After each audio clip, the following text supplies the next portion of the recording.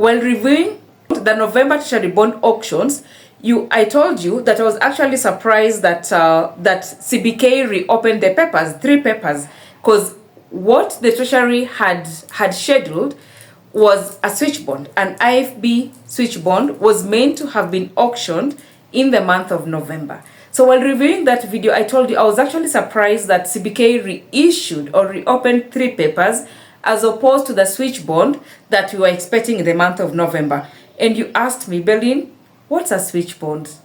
And because my aim, my objective, or the reason why I shoot this content is to enlighten you and to educate you and to share whatever information I have with you.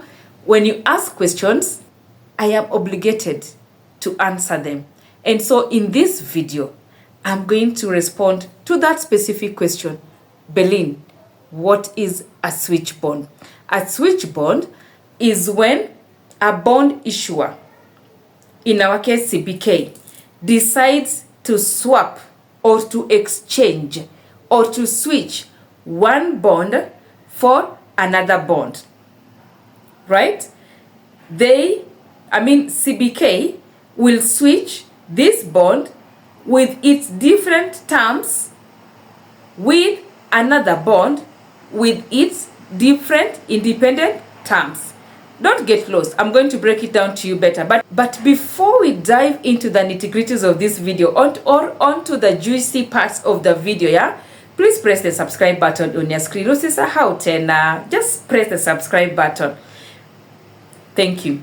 Now, back in December 2022, back in December 2022, CBK had issued an IFB1 2022-6, which was issued in December, and that was a switch bond. So to explain or to help you understand exactly what a switch bond is, we are going to use that specific paper, which was a switch bond. This will not have been the first time that a switch bond is issued, yeah? Oh, and if I divert a little, the Kenyan government will not be the first government to issue a switch bond. I think the US have issued a switch bond, India issued switch bond, Thailand has done switch bonds, and even Kenyan government has issued switch bonds.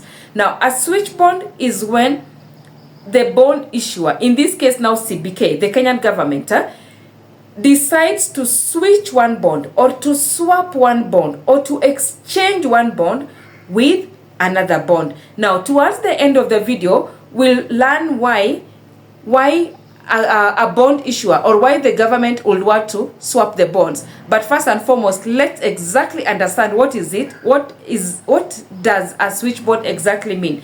Now, in 2022, December, CBK had issued a switch bond. Let's have a look at the prospectus, yeah?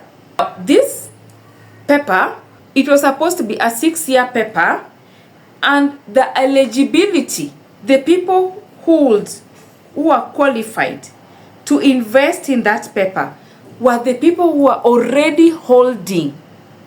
For those who had initially invested in FXD1 2021-2, and those who had already invested in these 3 treasury bills, 2494/91, that was a 91-day treasury bill which was issued in October 2010.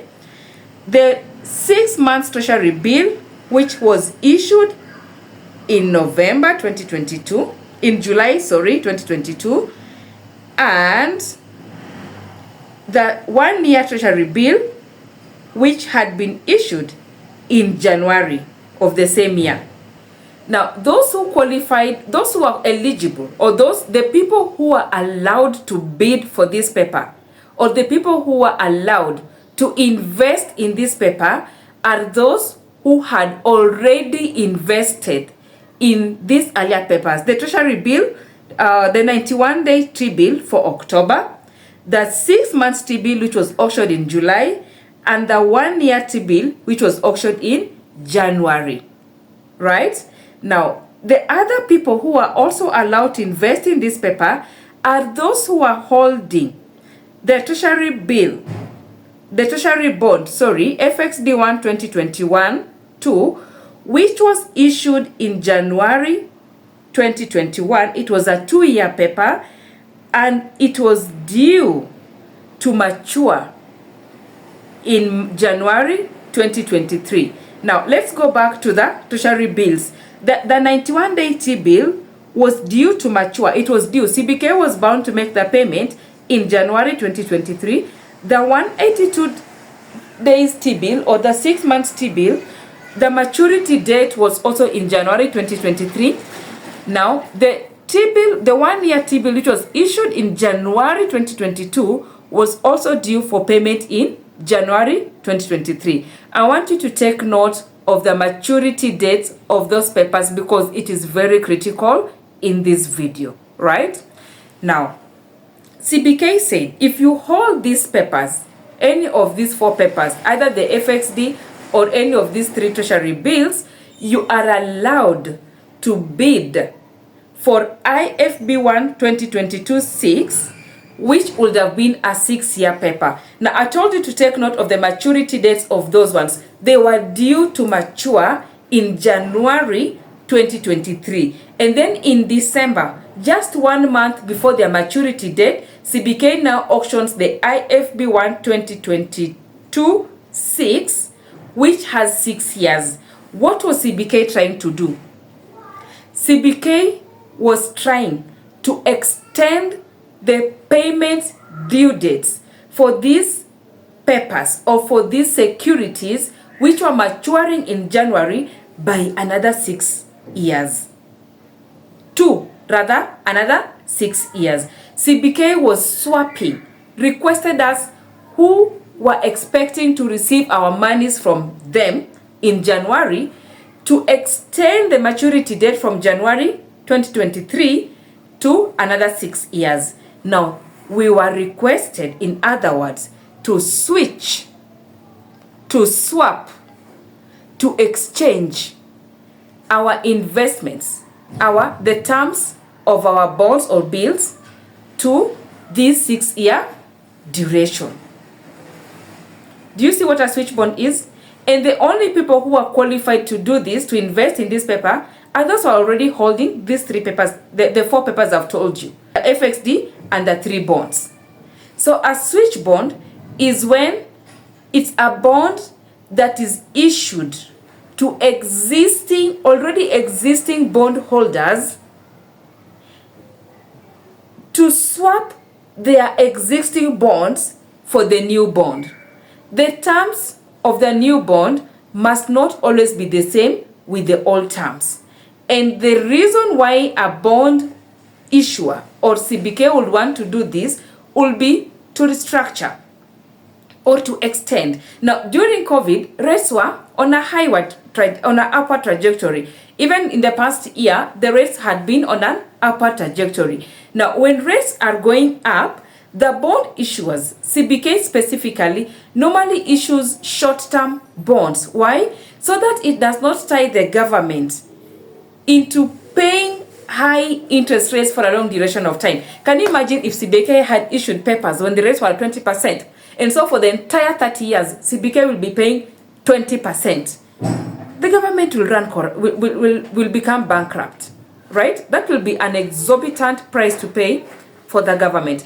Now, to mitigate that risk of having to pay high interest rate for a long duration of time, the government normally issues short-term papers. Now, these short-term papers will sometimes mature at around the same time, and the government will, or CBK will end up having a high concentration of maturities, which will strangle them because it still has to run other businesses.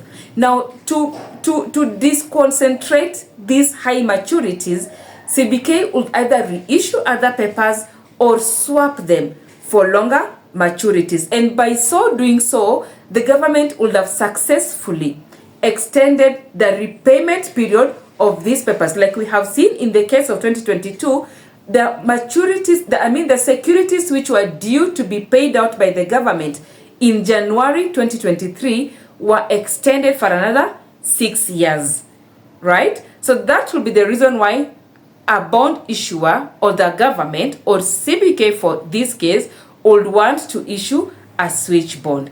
Is there any advantage to you as a bondholder? Yes and no. Yes, in the sense that if you want to take up the switch bond, you already have the finances to take it up. Okay?